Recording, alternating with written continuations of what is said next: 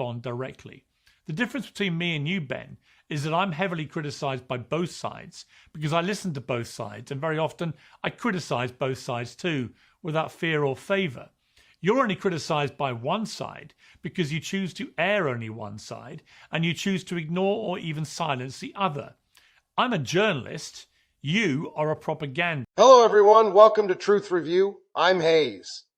Today, we're diving into a real media clash that escalated into one of the most comprehensive public showdowns between two prominent commentators. Ben Shapiro took to his podcast to label Piers Morgan's show as the Jerry Springer equivalent of political TV, ridiculed his guest as bottom of the barrel, and accused him of inviting individuals solely for the sake of clicks. Piers Morgan fired back on air, addressing each point with tangible evidence, enumerating Shapiro's own segment titles, and listing all the serious foreign policy experts he had on, particularly concerning Iran.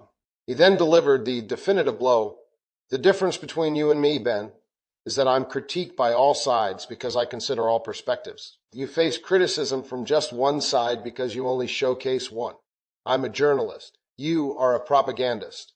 Stay tuned and hit subscribe as Truth Review unpacks all the details of this encounter. So let's dive in. Shapiro is undoubtedly an intelligent and influential commentator. I've always liked and respected him, even when we disagree. And I still do. He's stridently partisan and staunchly conservative, of course, but he's willing to criticise Trump and others in the administration when he thinks they've got it wrong. Well, one thing he doesn't criticise, however, is Israel, and he routinely gets very upset when other people do.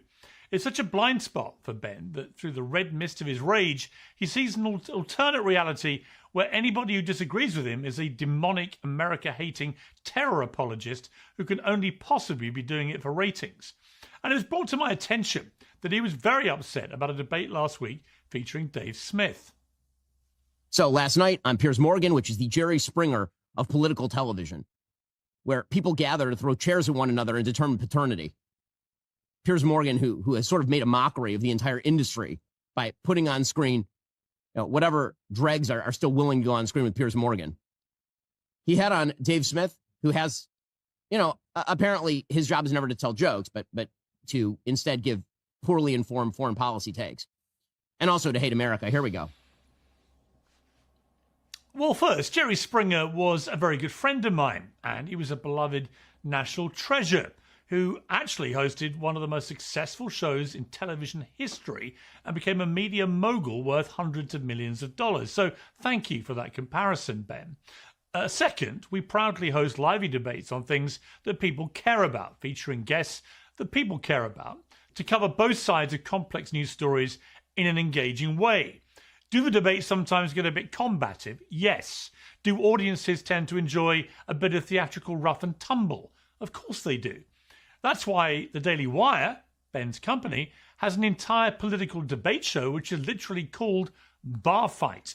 That's why Ben's own show features hard-hitting segments including Ben Shapiro destroys celebrity ice reactions. Ben Shapiro destroys the Golden Globes. Ben Shapiro reacts to woke TikToks. Ben Shapiro reacts to woke socialist TikToks. Ben Shapiro reacts to woke religious TikToks. And when it comes to humiliating the industry, please tell me why the Pulitzer Prize Committee did not reward Mr. Shapiro for this masterpiece. What the run?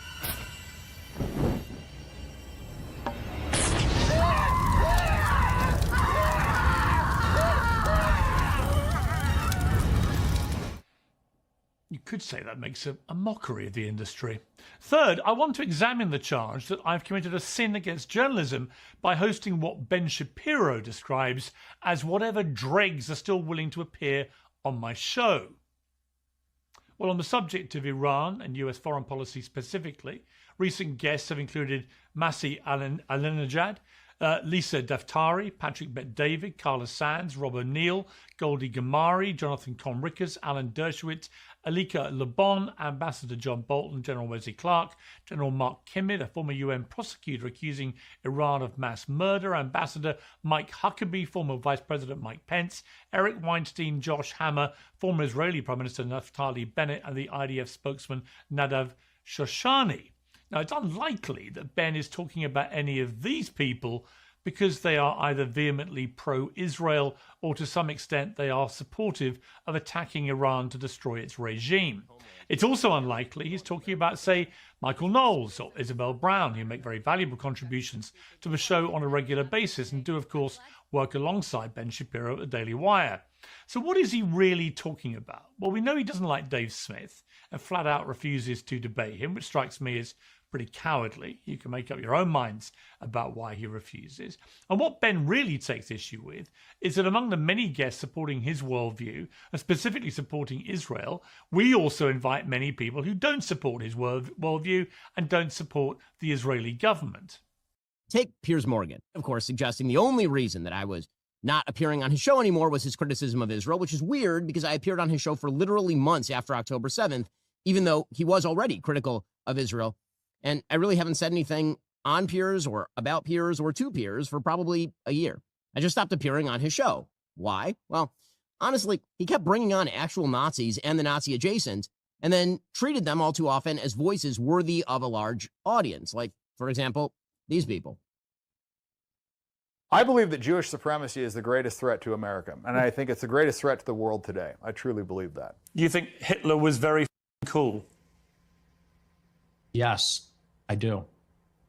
One of them. And I'm tired of pretending he's not. It's going to be the headlines tomorrow. Piers Morgan, Israel is ISIS. Only amongst people who weren't listening.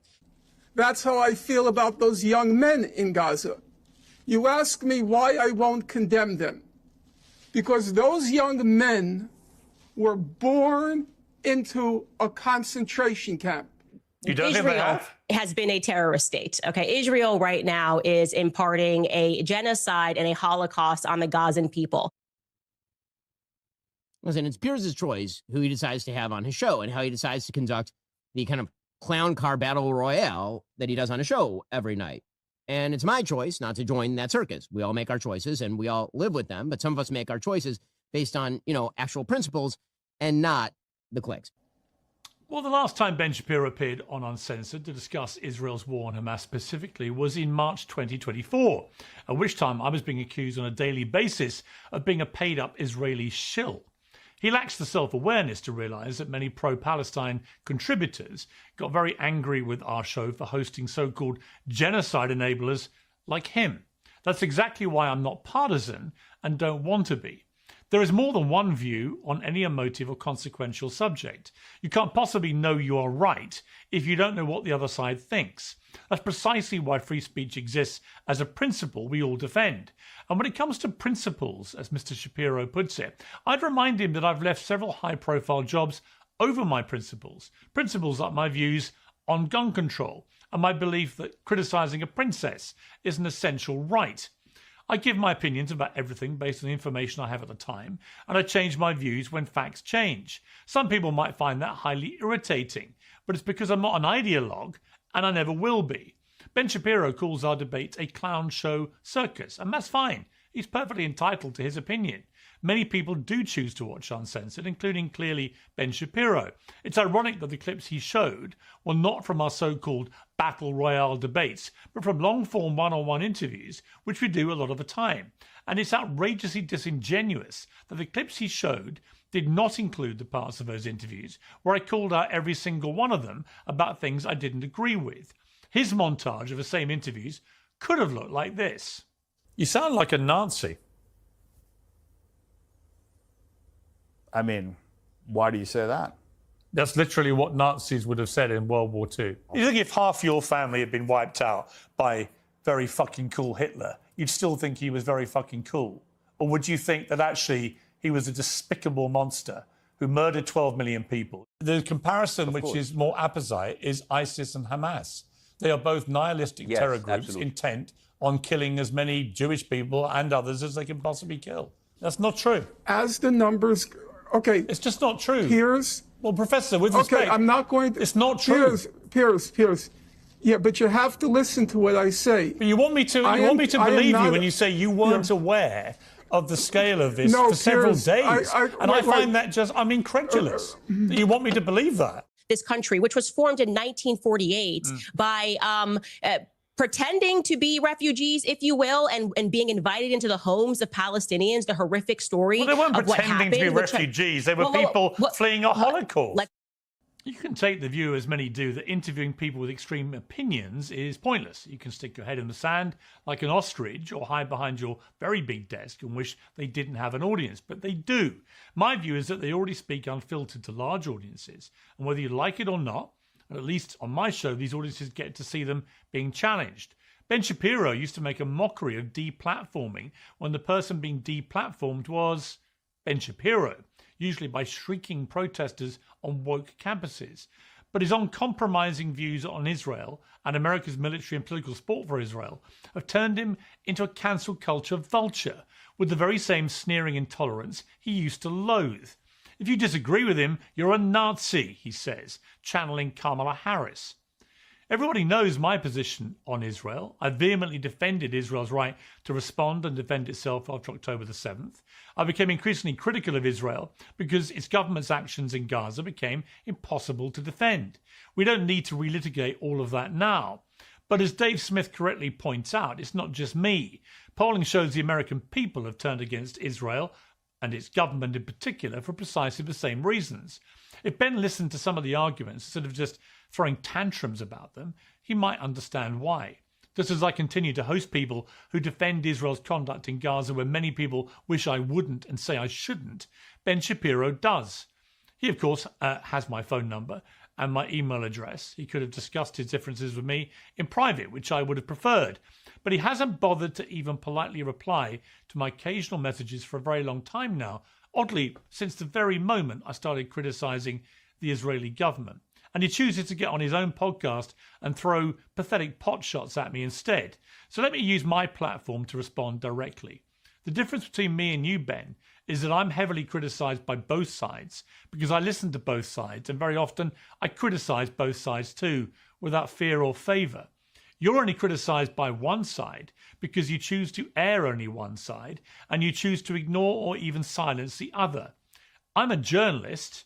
You are a propagandist. Let's delve into what Piers Morgan truly uncovered, because beneath the surface feud in the media lies a pattern that's been meticulously documented and deserves a thorough exploration. Let's begin with Candace Owens, as she exemplifies the blatant double standard.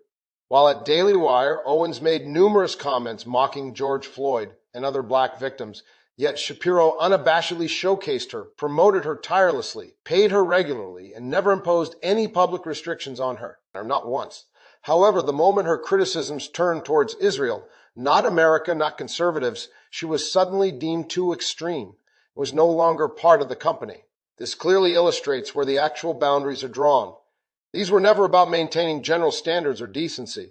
It's about identifying specifically forbidden targets, a list curated by Shapiro himself. Then there's Dave Smith, pointedly highlighted by Morgan as an example of cowardice. Shapiro crafted his image around open dialogue, insisting facts trump emotions and challenging the left for alleged fear of genuine debate. This narrative is what he's marketed for years. Now, there's an individual with well-documented positions on Israel and the Iran conflict willing to confront him directly. Yet, Shapiro remains silent, dodges engagement, opting to critique from the safe confines of his podcast, free from immediate rebuttals. Such evasion speaks volumes more than Shapiro's spoken words. The argument regarding Nazi guests is what Morgan dismantled most effectively. Shapiro cited clips of extreme guests on Morgan's platform to suggest low standards. But Morgan countered by providing complete context where he challenged those guests rigorously in real time. The crucial point Morgan made is that these extreme voices already have vast unfiltered platforms. At least on his show, they encounter public scrutiny. Avoiding dialogue with them doesn't nullify their platforms, it merely prevents their audiences from witnessing a counter-narrative. Morgan's concluding remark landed exactly as intended. I'm criticized by both sides because I engage with both sides fearlessly. You only face criticism from one side because you choose to present a single perspective. I'm a journalist, you're a propagandist. This isn't just an insulting outburst. It's a clinical observation backed by years of documented work. While Shapiro will critique Trump, Democrats, academia, or Hollywood indiscriminately, Israel enjoys perennial immunity despite the historical record.